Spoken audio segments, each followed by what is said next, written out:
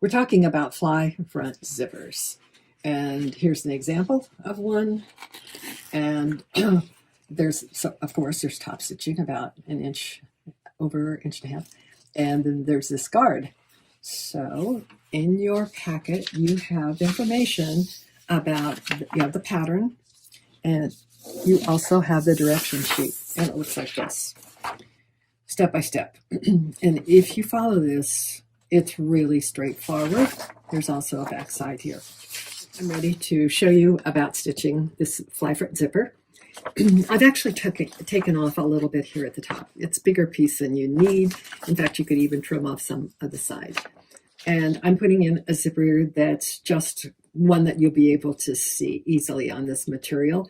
Notice I've cut it off here. So whenever I'm going to shorten a zipper on either end, I just put a thread across. And you can do that by hand or machine. And very often I also put a thread here, and then I can cut off from the top. I need to tell you, because this wasn't actually in the pattern, that you'll cut a zipper guard, that's about 3 inches wide, and the length just a little bit longer than where you'll be putting your zipper. Very important that you mark these circles and that you understand there's permanent stitching between the two circles, and that this is not stitched because this is so that you can do the fly front zipper while you just are working on the fronts of the pants, and then you would sew the front and the backs together, but that you still have correct construction here for between the legs.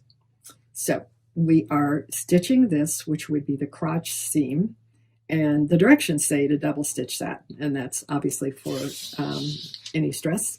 And then when you cut your pattern, you could give yourself a clip up here to show that you're going to have that width for the zipper, the fly part. Now this extension can be put onto any pattern. So what do I mean by that?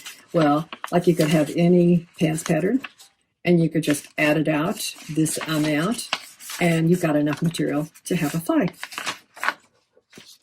I'm going to also give myself a guide from where that clip is down to the stitching, to the dot. That's what I mean to say here. And that's where I'm going to baste. I'll permanently stitch between the two dots. And so this needs to be good and secure, because this would be between your legs. Let's see, let me find the dot there. If you have a plastic presser foot on, you'll be able to see this better.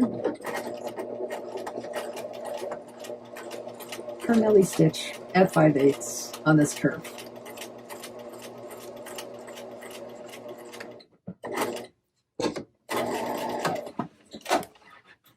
I've basted it closed, and I put a little break in the stitching there so that it will open, it'll pull out easily. Now I need to clip right here at the base of this curve. And that's so that I can press the fly section open and start the application of the zipper to that.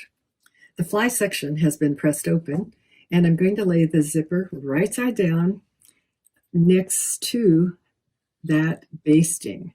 And of course, in a real pair of pants, you'd make sure that this is just the right length, that the metal stopper would be where the top stitching, where the permanent stitching is, and we're pinning this.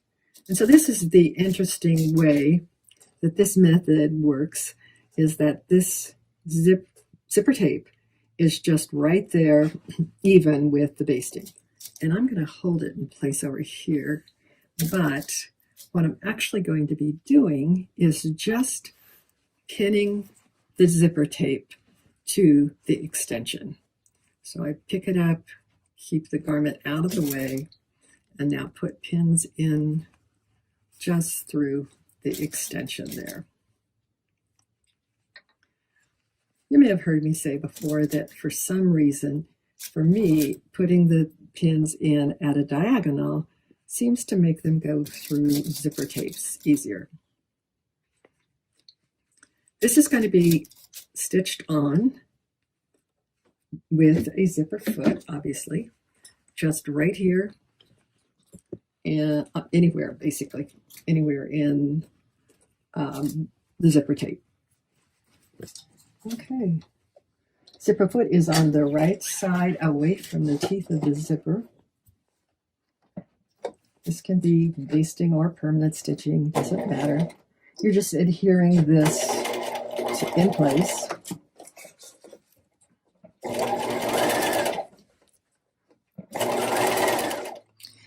The zipper's been stitched to this one side of the extension.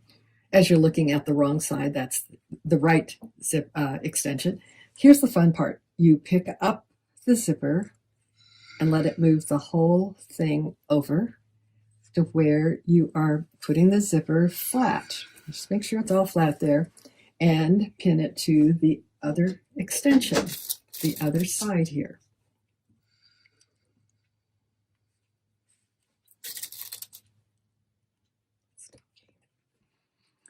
The other side of the zipper is pinned to the other extension, like this.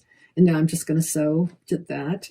I don't really think it matters whether this is, what direction this is. I don't think we have to do directional stitching. So I'm just going to keep the zipper foot on the same side that it was before, and then just stitch up. And like I said, this could be permanent stitching, or it can be just basting. You're just attaching it. And it doesn't matter if you kind of swerve around the slider there either. All right, so we have basted the zipper in place just to the extensions, and we're ready to top stitch from the right side. And so I've pulled the zipper over so that it's lying underneath the side of the garment where we'll top stitch. And please understand too that this could go either way. It could have been pulled to the other side.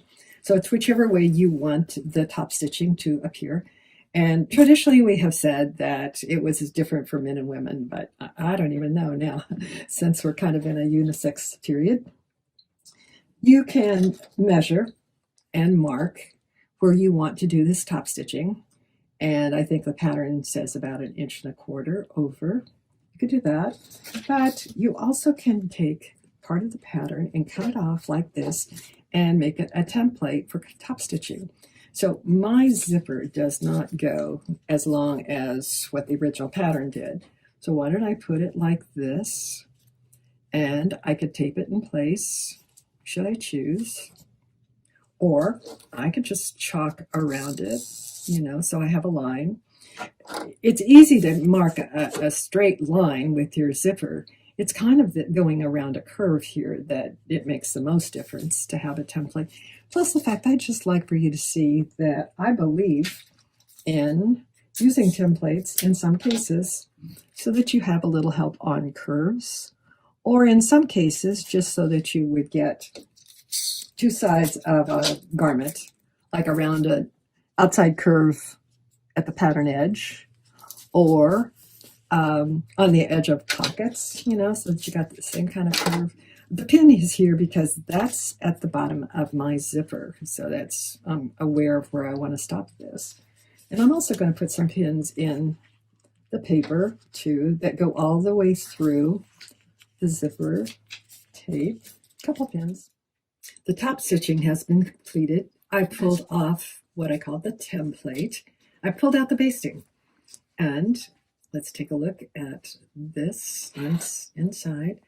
For some reason, I'm not quite sure, but we did not give you, there's no pattern for this piece that's called the underlay or the guard. And, you know, not all zippers have this, but I'm going to have you do this anyway. The guard just lays under the small section of the zipper. So let's just line that up with the length of the zipper and pin it to the extension.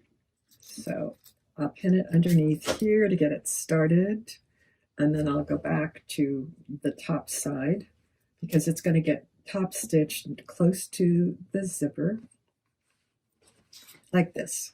So I'm going to actually move my pins now so that I'm going through the zipper tape through the extension and into the guard. I've pinned the guard to the underneath side of the zipper, and I'm going to stitch very close to that fold. So the zipper foot is on the left side of the needle.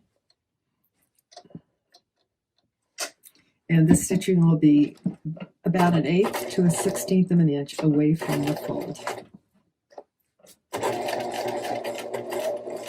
And this is the only stitching that will hold the guard in place.